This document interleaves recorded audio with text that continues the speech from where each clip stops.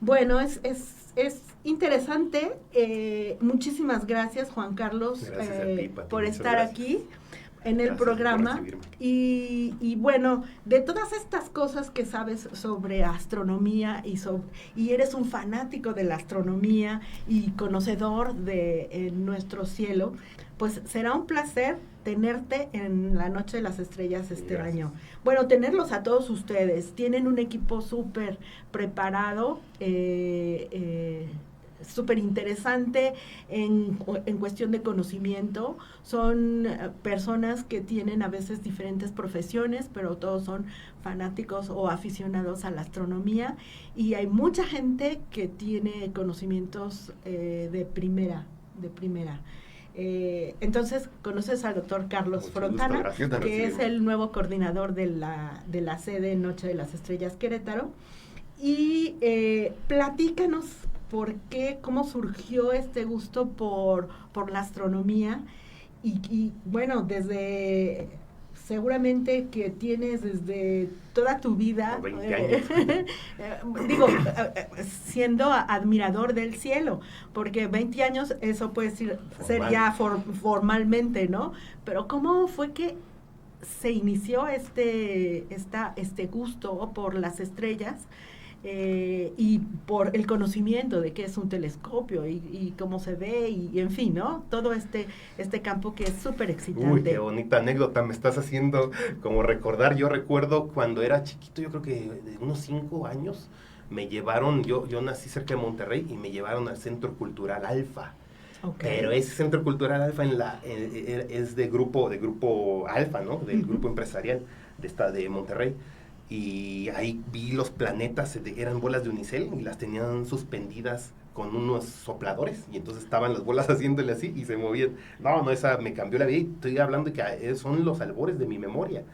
Y saco este dato tan nostálgico porque resulta que en la pandemia este museo, Centro Cultural Alfa, fue desmantelado, fue ya clausurado por cuestiones de recursos y pues de sus condiciones, ¿no? Entonces yo me pongo a pensar cómo en esas épocas, yo fui en los 80, y luego fui al eclipse del 91 en Ciudad Victoria, porque ya viví en Tamaulipas. Son experiencias que gestionaron otras generaciones, que lograron hacer grandes instituciones, como la que ahora presido. La Sociedad Astronómica Queretana es la que tiene más seniority, la que tiene más tiempo en Querétaro, y hay varios otros gremios, varios otros clubes. Y eso es algo que es un mensaje que yo quiero esgrimir mucho respecto a los otros clubes y respecto a ti, agradeciéndote el foro, que hagamos equipo, que hagamos gremio, claro, que nos unamos, que mira, ahorita que leíste mi semblanza me puse a pensar, ya no más falta ahí que diga vende carnitas los domingos, ¿no? Porque dicen, no, industria aeroespacial y astroturismo y conservación del firmamento, pero en realidad todos estos conceptos se consolidan y hay países o incluso regiones. Aquí en Hidalgo están haciendo muy buen trabajo en el estado de Hidalgo, en Pachuca y en Peña del Aire, unos compañeros nosotros de la Dark Sky International que están trabajando por certificar un parque por cielos oscuros que se llama Peña del Aire. Ellos están haciendo muy buena colaboración con gobierno para tener esa promoción, ese empuje y ese equipo, esa sinergia, pero también promueven el astroturismo para que sea la conservación del firmamento y la contemplación del firmamento sea una actividad sustentable. Porque a veces cuando nos ponemos de activistas, nos relacionan como con cerrar calles, poner pancartas, ser bélicos, pero no, hay un activismo de gestión.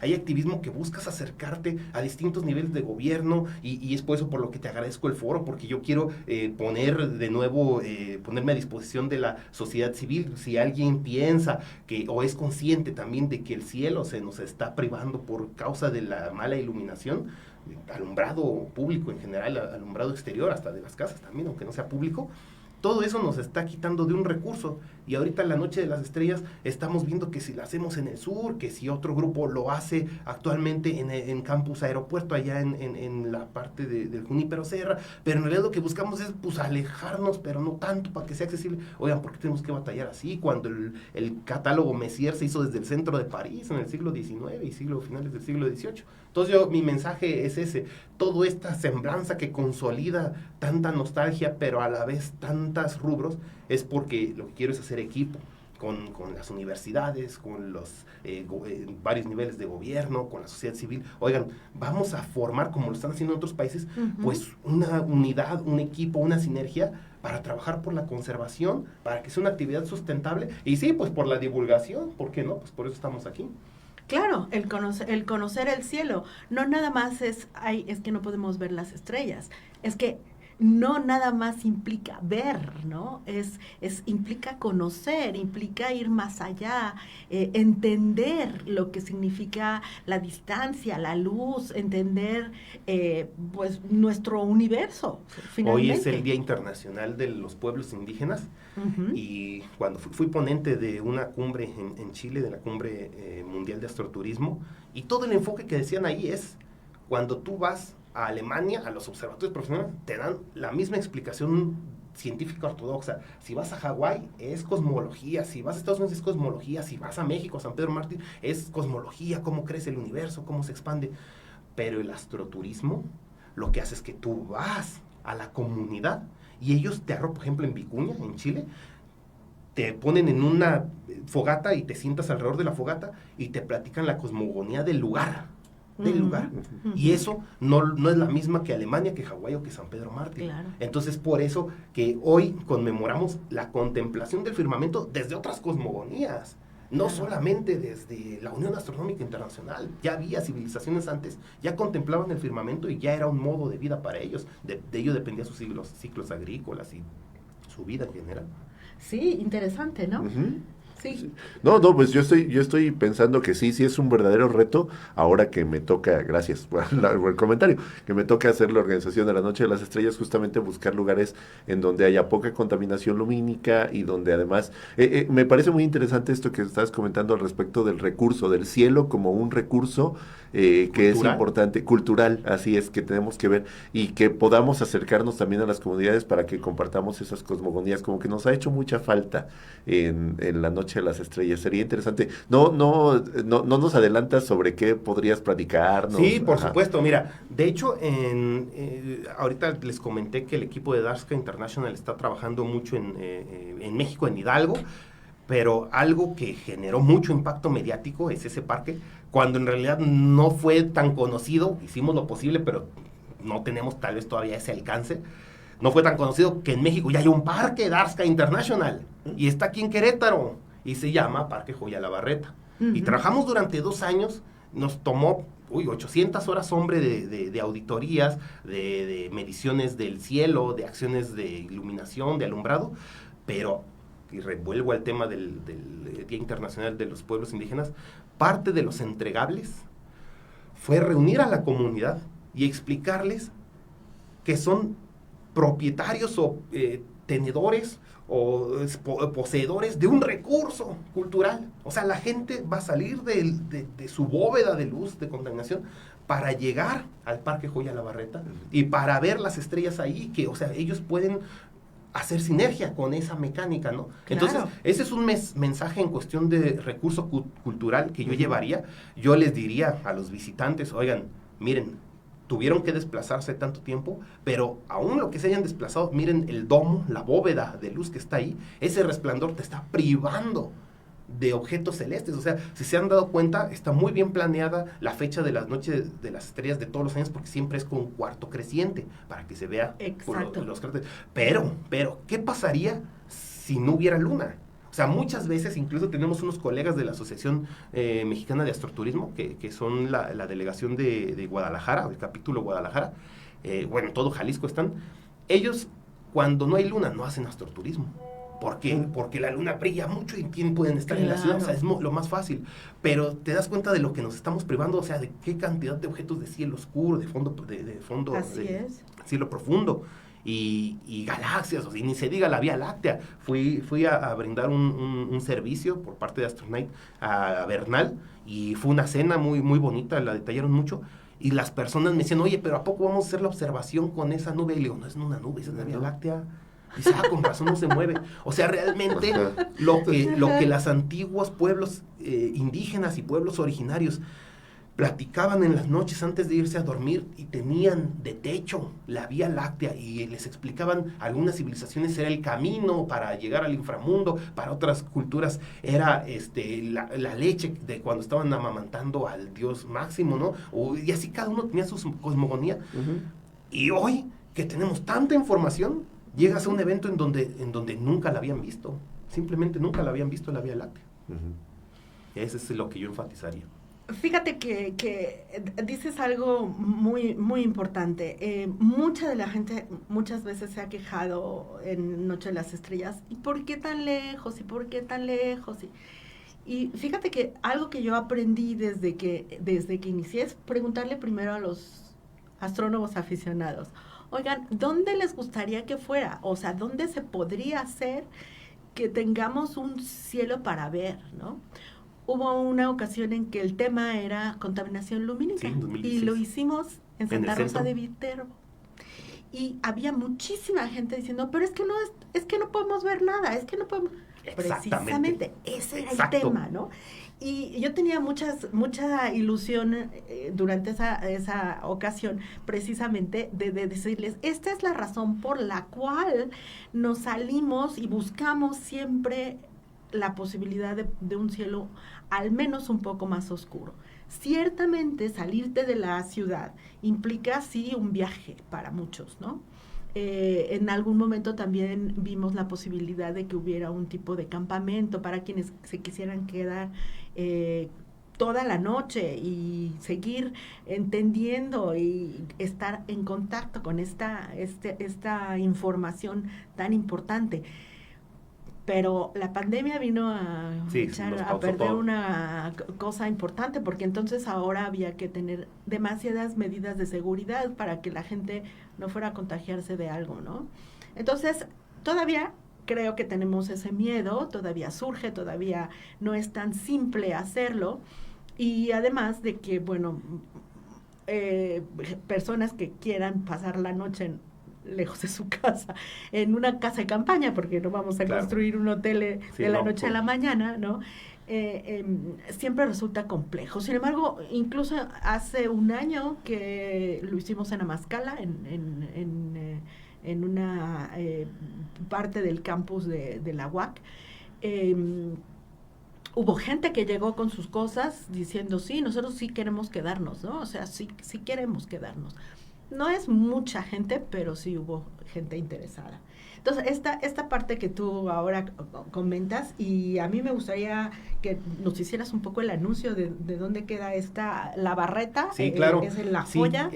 Gracias por el espacio. De hecho, nada más como para hacer el paréntesis, los parques internacionales de grado internacional, así se llama la categoría, sí son cielos prístinos. En SQM se le llama 21.5, o sea, prácticamente perfecto. Bueno, 21.5 son los que se llaman santuarios, 20.5 de SQM, que es el valor, ya son parques internacionales, ¿verdad? Joya La Barreta está en una categoría que se llama urbano. Urbano significa que es un museo, prácticamente, o es un parque temático en cuestión de contaminación lumínica. O sea, en otras palabras, tiene un cielo más o menos similar al de Amazcala, en términos de que tú tienes el domo de luz, en el caso de Joya La Barreta, que está en la salida a San Miguel de Allende, lo tienes en el lado sur. O sea, todo como estás al norte de la ciudad, porque es la salida a San Miguel de Allende, es ahí donde está el barco de los mariscos, se llama La Monja, a la izquierda, ahí subes 20 minutos y ya estás en el parque, y lo tienen muy bien acomodado. Precisamente parte de las acciones de certificación implicaron ponerlo bien con letreros, poner el acceso, que fuera señalizado, o sea, todo eso se renovó. Pero lo que quiero dejar bien claro es que Joya La Barreta, que tiene un SQM de 19, o sea, no es prístino el cielo, el cenit está muy bien, el norte está perfecto, el noroeste está muy bien, pero el sur tenemos la ciudad, y eso le hace ver a la gente de que, mira, aquí en el cenit tienes el cielo que podrías tener si hiciéramos equipo, la sociedad civil. Te lo digo hacer equipo porque, paréntesis, metimos a la Comisión de Medio Ambiente del Congreso local la iniciativa para que ya se cascadearan, porque ya hay una ley general de equilibrio ecológico que pide acciones de mitigación de la contaminación lumínica. Pero nuestro estado, otros estados sí, Hidalgo ya, Sonora ya, Baja California ya, nosotros no hemos tomado esos artículos que exige la Ley General de Equilibrio Ecológico y no se han articulado ni en reglamentos técnicos locales, ni mucho menos como en la ley de ambiental local. Todo lo que te quiero decir es que Joya La Barreta está en la salida a San Miguel de Allende y allí el cielo está muy bien en el cenit y en el norte y en el sur, que de todo el mundo hay objetos Messier del lado sur, pero en el sur tenemos el domo de luz, pero una serranía, un cerro, que es un senderismo, ¿no? Un cerro, te tapa el domo, o sea, está como súper didáctico, porque tienes el cerro, todavía le sobra un poquito de domo de contaminación lumínica y todo el cielo muy bien. Entonces, allí está Joya La Barreta. Tenemos una pregunta para retomar un poco la conversación sobre lo que estábamos poniendo, por aquí la tenía. Nos pregunta el señor Gabriel, gracias por escucharnos, ¿cuál es la diferencia entre cosmogonía y cosmovisión? No, es lo mismo. Es lo mismo. Porque gonos significa ángulo, o sea, se interpreta como perspectiva. Okay. Sí. Entonces, la cosmogonía es la cosmovisión. No hay que confundirlo con otro término que dije ahorita, nada más de pasada, la cosmología. La cosmología sí es un ramo formal del estudio del entendimiento del universo, ¿no? Incluyendo pues su evolución y su futuro. Pero no, cosmogonía y cosmovisión son sinónimos. Corresponde a lo mismo. ¿Y corresponden a...? La cosmovisión. ¿A qué serían entonces? En todo caso son la forma de ver, el punto de vista, la perspectiva. Se relaciona con las culturas ancestrales. Ok. Y bueno, para reafirmar el anuncio de la Noche de las Estrellas, será llevado a cabo el día 9 de noviembre. Es sábado. Y tendremos la luna en cuarto creciente, que esa no es ideal porque... Al ser menos de cuarto creciente, ¿sí? Sí, debe ser casi cuarto creciente, son como 4 días de edad, pero está bien, o sea, lo importante es que no supere el cuarto, porque entonces sí ya nos brilla mucho, nos tapa objetos de cielo profundo, y además cuando es solamente un hilito de plata, como estuvo ayer, como estará hoy, ese te da muy buena perspectiva de cráteres, porque como toda la luz incide de manera rasante, proyecta sombras muy largas en los accidentes, en la orografía local, entonces, bueno, de la luna. Entonces tenemos las montañas muy largas, se ven las cordilleras con telescopio, ¿no? Entonces siempre lo agenda el comité, lo agenda cuando apenas está creciendo, no llega a cuarto creciente. Y bueno, el tema es Marie Curie, es la vida de esta increíble mujer. Bien merecido, la única persona que ha tenido 2 premios Nobel. La única mujer que ha tenido 2 premios Nobel. Mujer en 2 ciencias diferentes. Sí. Lo cual reafirma también cosas que hemos dicho aquí en el programa, de que no estamos peleados con que los individuos puedan tener uno o más campos de experiencia. Exactamente. Sí, yo quería preguntar un poco para ir, calentando motores. ¿Qué tipo de cuerpos, qué tipo de objetos serían los más interesantes de ver cuando uno está observando el cielo profundo? ¿O en cuáles, de acuerdo a tu experiencia, les causa más curiosidad? Platicaba hace rato de galaxias. Sí, realmente como que lo más tradicional, podría decirlo así, como que lo que más abolengo tiene para empezar cielo profundo es el maratón Messier. Bueno, sí, los objetos del catálogo Messier. Los objetos Messier es un objeto, se ha dicho varias veces también en este foro, que lo generó Charles Messier, un astrónomo de finales del siglo XVIII, y entonces él lo que hizo es que estaba buscando cometas, y entonces para segregar lo que no era cometa, o sea, que veía su telescopio en el centro de París, repetimos el tema, en el centro de París veía que era una manchita borrosa y las veía al día siguiente y no se movía. Descartado, es galaxia, bueno, para ellos todo era nebulosa, ¿no? Porque las galaxias se supieron que eran galaxias exteriores hasta 1920, sí. Entonces, para él eran pues nebulosidades, ¿no? Nebulosas. Entonces, este catálogo Messier, 110 objetos, sería como que la entrada más emblemática o la más básica o la más característica y distintiva para empezar con cielo profundo. Pero hay otros, por ejemplo, si se hace la Noche de las Estrellas en la región sur, en San Fandila, ahí, por ejemplo, como tenemos el norte bloqueado de contaminación lumínica de la ciudad, del domo de la ciudad de Querétaro, Del lado sur no hay prácticamente objetos Messier porque como París está en latitudes de 40 grados, pues se te oculta mucho el sur, ¿no? Ellos no ven el sur. Pero entonces si nosotros lo hacemos o vamos a hacer una observación del lado sur de la ciudad, ahí ves objetos, por ejemplo, el Omega del Centauro, que es un cúmulo globular. Sí, entonces lo más característico de objetos de cielo profundo son las galaxias que requieren mucha captura de luz, sí, que sean objetos, sean telescopios gordos, por decirlo así, pero también en cielo profundo están los cúmulos abiertos, que esos como son más bien brillantes, es suficiente con que tengas buen aumento, aunque también es bueno captar mucha luz, o cúmulos globulares, que son objetos son difusos pero muy densos. Eso sí los puedes hacer aunque el telescopio no sea muy gordo, pero que sí tenga buen aumento, eso se disfrutan mucho. Entonces son esos galaxias, cúmulos globulares, cúmulos abiertos y bueno, las nebulosas de rigor. Uh-huh. Y bueno, hay una gran cantidad de información en esto, porque habría que hacer la diferencia entre qué son las nebulosas, qué son las galaxias, qué son... Digo, galaxias quizás sea lo que más conocemos porque conocemos a nuestra galaxia, En términos teóricos sí, pero en observación las galaxias son de las más difíciles porque como la mayoría están muy lejanas, o sea, exceptuando a la galaxia de Andrómeda, que es así en binoculares, ya no voy a hablar de telescopios, desde binoculares está perfectamente visible. También hay algunas galaxias que sí son accesibles desde nuestro hemisferio, ¿no? Porque obviamente si estás en el cono sur, en Chile o en Argentina, tienes las nebulosas de las nubes de Magallanes. Pero bueno, volviendo a nuestra latitud, está la galaxia de Andrómeda y tienes, ahora sí con telescopio, las galaxias de la Osa Mayor, de Bode y del Cigarro. Esas son las que le siguen en facilidad o no tan difíciles, pero también ya requieren algo de nivel.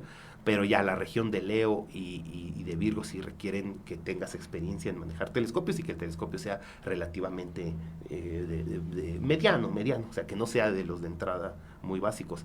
Pero para empezar con cielo profundo, los cúmulos abiertos, o sea, por ejemplo, el doble cúmulo de Perseo, lo ves con binoculares mucho mejor, mucho más bonito que con telescopio, porque no te cabe en el campo de un telescopio, a menos que sea uno de campo muy amplio. Pero sí, el doble cúmulo de Perseo es un cúmulo abierto y es con binoculares, y cúmulos globulares como los que mencioné. Ahorita vemos Hércules y el que mencioné, Omega del Centauro, que está en el cielo sur. Pero si estamos del lado norte de la ciudad, por ejemplo, en Joya la Barreta, donde mencionamos hace un momento, ahí son los cúmulos del norte, como el de Hércules, ¿verdad? Y bueno, hay muchos, son del objeto del catálogo Messier, son 110, y agrégale que los que no alcanza a ver, y muchos que el catálogo Messier no contempló, porque en realidad es un catálogo muy desordenado, era conforme iba encontrándolos y conforme iba confirmando que no eran cometas, les iba asignando el número, pero digamos que son unos así accesibles a binoculares, has de tener unos 50 objetos perfectamente accesibles de cielo profundo con binoculares. Wow. O sea que hay mucho cielo profundo. La contaminación lumínica se casi Sí, por ejemplo, si hacemos a un lado la contaminación lumínica, desde ciudad puedes ver luna, planetas, y si tienes buenos binoculares, cúmulos abiertos, brillantes como las Pléyades, y el centro de la Vía Láctea se alcanza a ver los patos salvajes, se alcanza a ver la laguna, los cúmulos abiertos que están en el centro, esos se podían ver con binoculares desde la ciudad. Y fuera de la ciudad, pues 50 objetos fácil, con binoculares, con telescopio, 200. Bueno, pues... Cuando hablo uno de un telescopio de entrada, más o menos de qué telescopio, pues fíjate para que las personas que son aficionadas y que están queriendo a lo mejor algún tip. Sí, están muy económicos actualmente. Bueno, esta semana hubo un shock en la bolsa de Tokio y de Nueva York, no sé cómo impacta eso al dólar, pero hasta hace pocos días había un Cometrón, por ejemplo, que es un telescopio de 4 pulgadas, pero cortito. Cuando son cortitos te permite tener mucho campo, o sea que sí te quepa el doble cúmulo de Perseo, ¿verdad? Aunque eso hace que los objetos chiquitos como la nebulosa del Anillo, ese no lo o sea, lo ves muy chiquito, no disiernes que es un anillo, pero cúmulos grandes o nebulosas grandes como la nebulosa de Orión, doble cúmulo de Perseo, y también la galaxia de Andrómeda, ese tipo de objetos grandes puedes verlos con un telescopio, un Cometrón de Celestron 114, y te cuesta, te digo que hasta la semana pasada costaba menos de 4,000 pesos o 5,000 pesos, no sé, por ahí anda por los 4,000 pesos. Sí, siempre recomiendo yo, y lo he dicho en varios talleres que he dado, que en cuanto compres telescopio, siempre es bueno comprar oculares que tengan más campo y más calidad. Entonces, como que se hace esa compra paralela, porque los oculares que vienen con el telescopio, como son de stock, tienen una arquitectura óptica muy sencilla, y no le sacas el provecho a la óptica, por sencilla que sea la óptica de tu telescopio, siempre un ocular bueno te la explota mejor. Entonces, un Cometrón para cielo profundo, un Celestron, y si es para planetas, luna y eso sí puede ser los refractores largos, los que están de moda, tampoco son caros, han de estar unos 3,000 pesos, un Celestron Power Seeker refractor. Algo más para que lo tengan de referencia, pues. Sí, son de referencia, obviamente tienen, hay muchas marcas, de hecho, Celestron todavía sobrevive, pero iba a hacerle el comercial a Mid o al otro que se llama, Mid acaba y Orión. Mid y Orión son marcas muy buenas de telescopios que acaban de desaparecer, porque hubo ahí pues el consorcio grande que el holding que tenía ya los vendió y los balsó. Ya se quedaron. Entonces, así de telescopios de entrada, creo que nuevos van a sobrevivir Celestron y ya Wallis podría ser. Ya casi no va a haber marcas de entrada. Pues sí, un comentario de Enrique de Hoyos, y dice: vivo un poco afuera de la ciudad, hace 20 años nos tirábamos a ver el cielo, pero ahora ya no se puede por la luz de la ciudad. Pues hagan equipo, ahí búsquenos en astronightmx.net o en redes sociales como Astronite. Estamos tratando de hacer equipo, de consolidar gente que guste ayudar al activismo, que nos acompañe a los eventos que hacemos en Joya La Barreta, con el fin de articular acciones, porque vaya, yo en mi background de astronomía o de divulgación de la astronomía, pues probablemente no tenga experiencia o los contactos que muchos de tus radioescuchas podrían tener sobre cómo llegar al Congreso local, cómo hacerle este mensaje al Ejecutivo estatal, o cómo hacer equipo con asociaciones de activistas. O sea, si me ayudan, podemos legislar para que se modere. O sea, por ejemplo, en esta obra que hicieron ahorita de 5 de febrero, es el ejemplo estereotípico de contaminación lumínica, porque te pusieron los LEDs bien intensos a la altura del barandal. Entonces tú vas en carro, de las contenciones, ¿no? Y entonces, justo en donde te estás bajando, que es lo más crítico, que te tienes que poner trucha ahí para incorporarte, vas bien encandilado porque todos los LEDs te están apuntando a ti. O sea, eso se pueden girar, pero no, te los pusieron apuntando al conductor. Vas a ver lo que va a causar eso. Claro, pues accidentes. Por supuesto. Por supuesto. Pues muy bien, ya vamos haciendo un cierre del programa para que no nos gane el tiempo. Tenemos unos 5 o 6 minutos para terminar, entonces me gustaría ir, cerrando, ¿no? Ajá.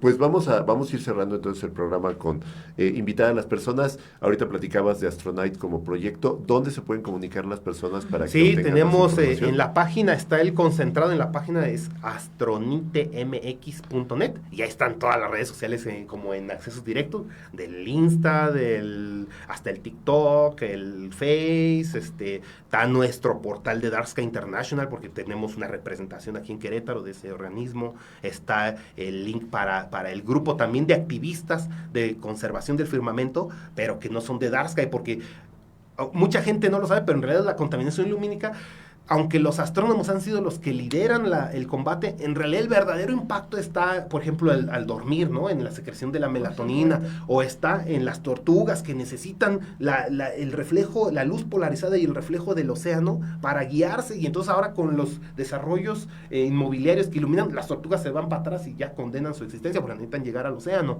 y los polinizadores como las libélulas, cuando les ponen luces y el asfalto es reflejante, el alumbrado público intenso, eso no les pasa con la luz cálida tenue, como antes, pero con el alumbrado blanco, que es muy intenso y de altas energías, la luz se polariza. O sea, cuando llega rasante al asfalto, las libélulas, las abejas, los animales polinizadores evolucionaron para reconocer la luz polarizada porque es agua para depositar sus huevecillos, pero ahora ven que es asfalto y se van extinguiendo las metapoblaciones. Entonces lo que yo les quiero decir es que si se unen allí a Astronite MX, se unen a Dark Sky International, se unen al grupo Codefis, y si hacemos equipo para que el gobierno regule, haga reglamentos técnicos, con esto vamos a poder mitigar. Y el señor que nos escuchó en las afueras de Querétaro va a volver a tener acceso al recurso que tuvo desde chico. No, pues muy bien. Entonces, astronite.mx.net. Sí. O en redes sociales, Astronite. Se escribe Astronite. Astronite. Que por eso yo decía que tiene que ver sí, un poco con el en 2021 que me recibiste, nos regañaste por usar anglicismos, pero no es fácil encontrar que esté disponible el nombre y entonces estábamos buscando. Pero sí, Astronite.